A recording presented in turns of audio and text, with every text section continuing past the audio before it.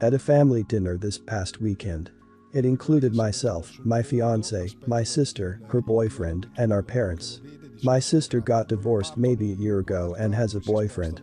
I really like him, he's great. And they are so great together. I'm happy that she is finally happy. I've known my fiance for 10 years and have been together for 6 or 7 years. Things are great with us, too. At dinner, we were talking about old memories and laughing. Generally having a good time all around. We eventually talked about how much dating has changed over the years, and now the majority of people meet online or through an app. I should mention here that my sister met her boyfriend on a dating app. Nothing wrong with that, it is 2019. Then my sister brought up my ex because I had met my ex online, but before all these apps were status quo, 12 plus years ago. Back then, I got so much crap from my family about how I met my ex. They all were less than nice to me and to him, and it's something I've never forgotten. That relationship lasted 2.5 years, but eventually, we broke up but for other reasons. When I look back, I do have the what the hell was I thinking reaction that everyone has when they think about their exes, but I also have a bit of sadness and anger towards my family about how I was treated. So obviously, I don't like going back there. My sister just kept talking about my ex and how unsafe meeting people online was back then, and I'm so lucky he didn't end up being a lovemaking predator or serial killer. She and my parents were talking about my ex and how horrible he was while myself, my fiance, and her boyfriend just stayed quiet. Honestly, my ex was a nice guy, just not for me, so I took offense to what was being said as I was also being painted as being foolish. I'm not proud of what I did, but I loudly said something like this must be the portion of the family dinner where we all talk about our past relationships. Does anyone else want to talk about their exes? Dad, how about your ex-wife from when you got married at 20? Mom, anyone? Boyfriend and fiance, do you want to talk about any of your exes? Sister, how about we talk about your ex-husband or ex-boyfriend? I heard ex-husband is finally selling the house. It was dead quiet for what seemed like an eternity until I was told I was wildly inappropriate. I mentioned that I thought it was wildly inappropriate at all to bring up anyone's ex while everyone's significant other is sitting right there. There was an argument. Fiance and I excused ourselves and we went home. Got some texts afterwards about how I ruined dinner and I should apologize, but I don't think I'm the one who should be apologizing. I see this as a you can serve it but not take it situation, so I don't feel I owe anyone an apology. Am I the idiot? Not the idiot, don't dish out what you can't take. People act like dating online was 90% murderers before 2005. Their cautionary tale makes no sense. You can tell they have discussed this before without you there and are all high and mighty about it like they tried to warn you. But you just dated a nice guy online and their basis for their argument is unfounded. They were just embarrassing you and deserved that swift punch to the gut. You gave them an opportunity to stop. I don't know what they expected. Everyone's the idiot here. Your family was obviously wrong for talking about your ex in front of everyone. You messed as well though. I imagine you reacted much more strongly than you should have because of the lingering feelings you have had about your family's judgment of your ex. Not being able to control those feelings caused you to go overboard, most obviously by calling out your fiance and sister's boyfriend, but perhaps in your tone as well. You messed up, your family messed up. You should be able to have a civilized discussion and move past this. Everyone's the idiot here. I'd say they shouldn't have brought up this topic if they knew that it made you uncomfortable. On the other hand, it seems like you let your resentment build during dinner and had a bit of an outburst. Now on the other hand, for them to not recognize that it obviously was a soft spot and then blame you for ruining dinner is a bit inconsiderate. Your family should work on communication. If something is bothering you, bring it up. But not in a malicious way. They may not know something is digging at you the wrong way. Speak the truth from the heart. We have a lake house and my bedroom is upstairs, as well as my aunt's who are directly across from mine. Since I've been away at college, my aunt has decided to let all of the stray cats in the house, which has now totaled up to 15 cats living there. Now I have asthma, which makes the idea of 15 cats in one house pretty unbearable for me. I have to use my inhaler multiple times throughout the day and night because these cats are constantly sleeping in my room.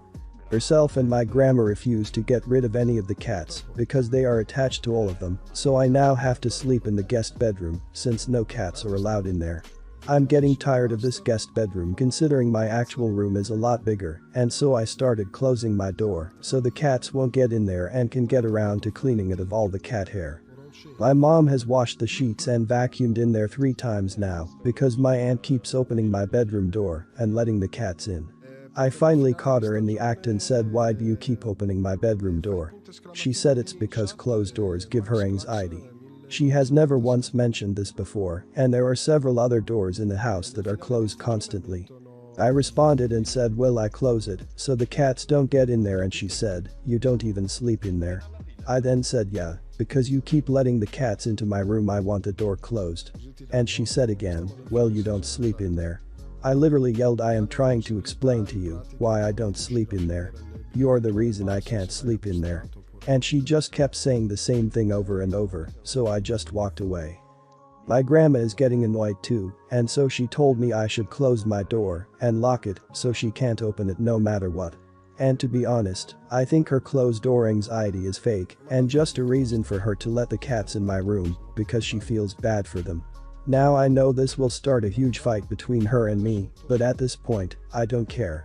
It's not her house, it's my grandparents'. So, would I be the idiot if I purposefully lock my bedroom door so she can't open it even though it supposedly gives her anxiety? Not the idiot.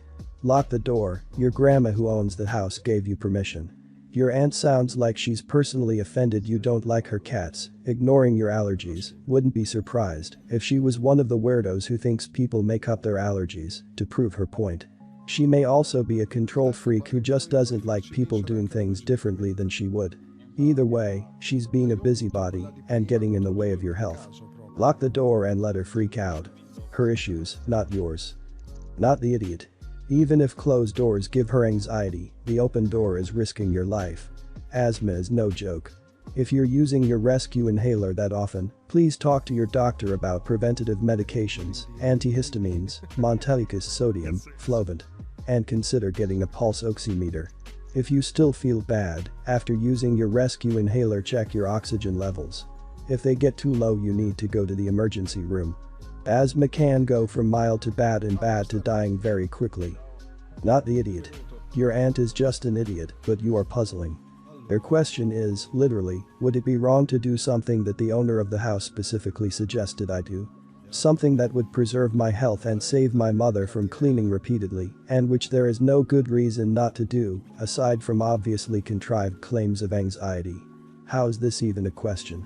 I would understand you're being conflicted about this if you were a child, but you are a college student, so likely at least 18. Are you just looking for validation? When my parents divorced, I, 5, moved in with grandparents. I would visit parents until I came home from seeing my dad with a mark across my face. My granddad told both my parents that he would be raising me from that point onwards. When I was 19, he was diagnosed with Alzheimer's. I became his carer whilst U1, Uncle 1, and 2 rarely visited. In November, he was admitted to hospital. I spent from 6 to 11 with him every day. During his hospital stay, U1 would show up once a week and spend the time FaceTiming his girlfriend. U2, Uncle 2, would visit fortnightly for 10 minutes. On Christmas Eve, he took a turn for the worse, and I rang all members of the family to let them know. Christmas morning was full of family member he hadn't seen regularly or at all in years.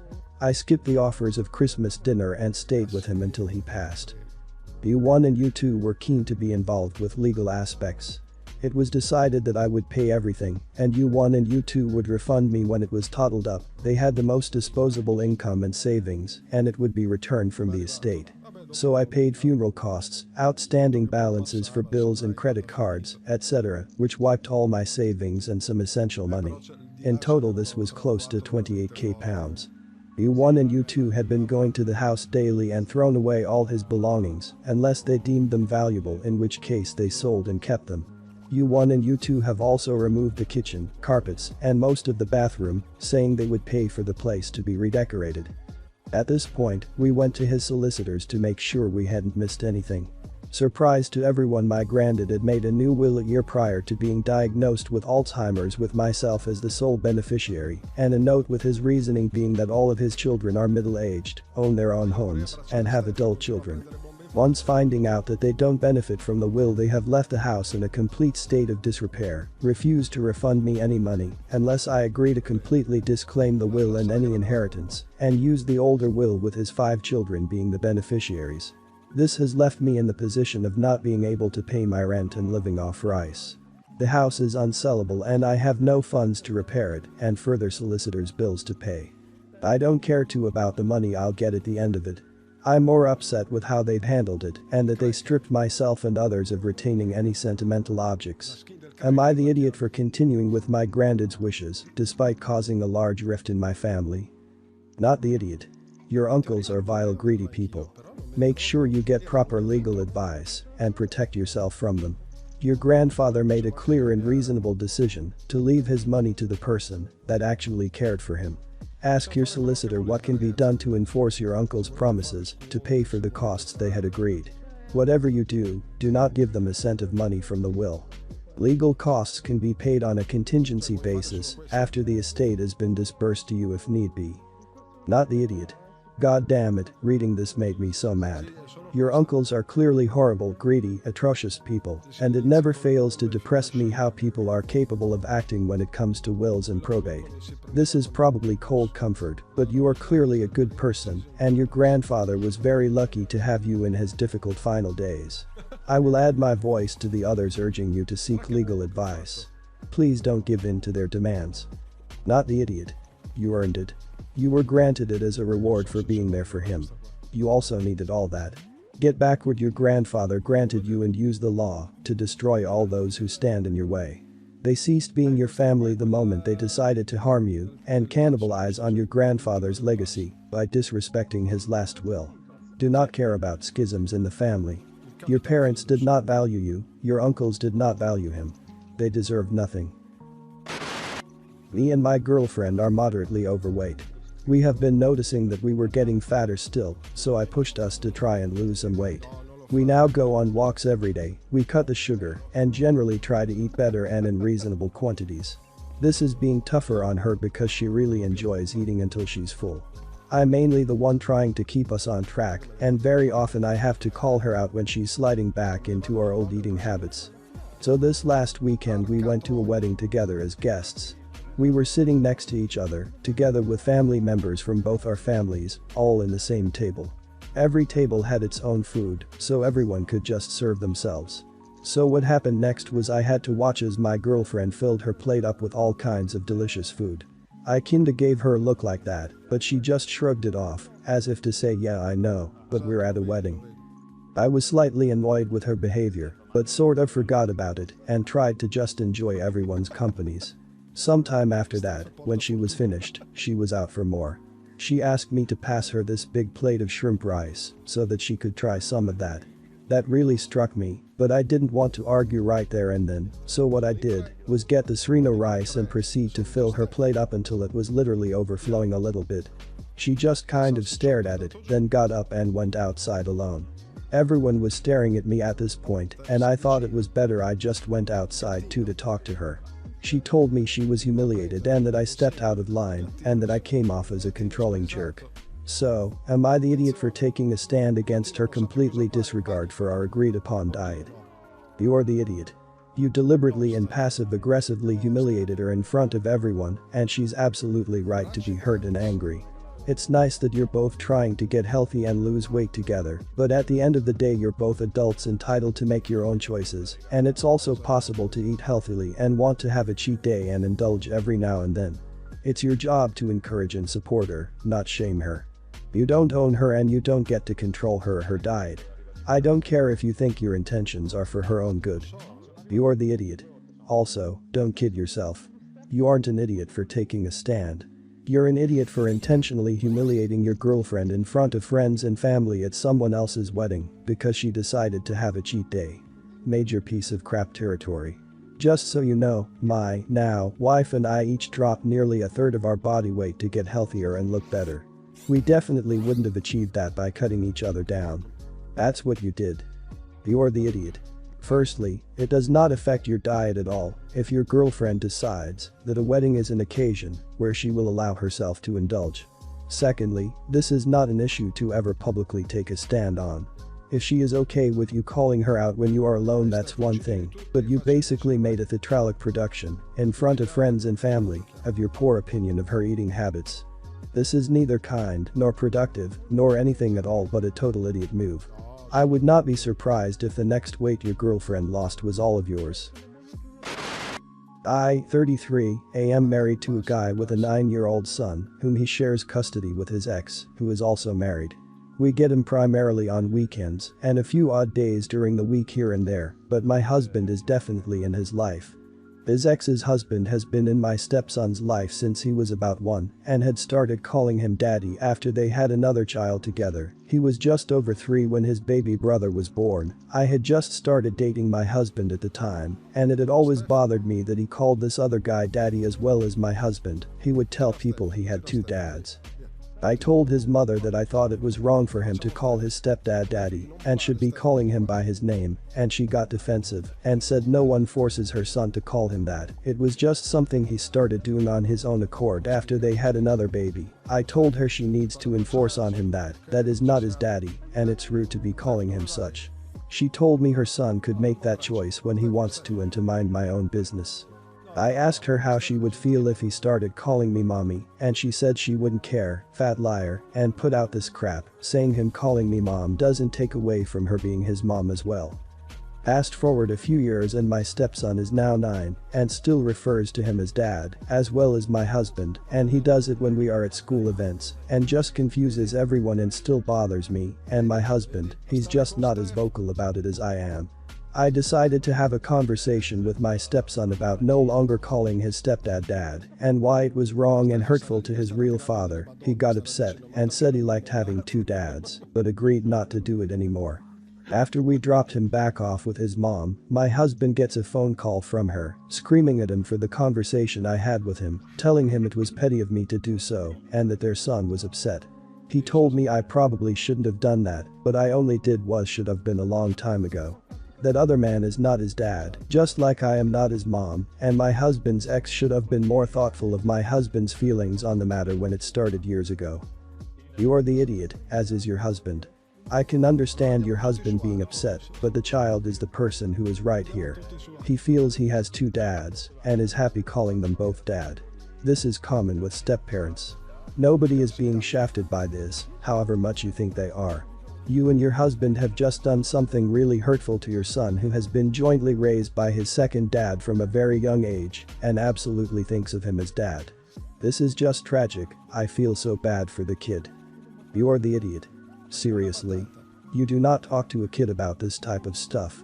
In fact, you don't talk. It's ironic that I have to point out that you are not his mother and does not get a say. If it bothers your husband, he should have talked about it when the kid was small and started with it. Also, how lucky is this kid? He's not forced to call his stepfather dad, but he does because that's how he feels. He's lucky enough to have 3 loving parents. Who cares if confuses other people? They can ask if they want. Either way, none of it's your business. You're the idiot. You're probably jealous because he doesn't call you mom, to be honest.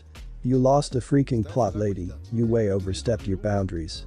Your husband, if it bothered him, should have been the one to talk to the mother, and even then, stepson is clearly comfortable calling both of his father figures dad. Why is that such an issue for you? You need to realize that this is solely a you problem. I don't know what kind of insecurities you have, but you are putting them all on a child, and for that you screw so much.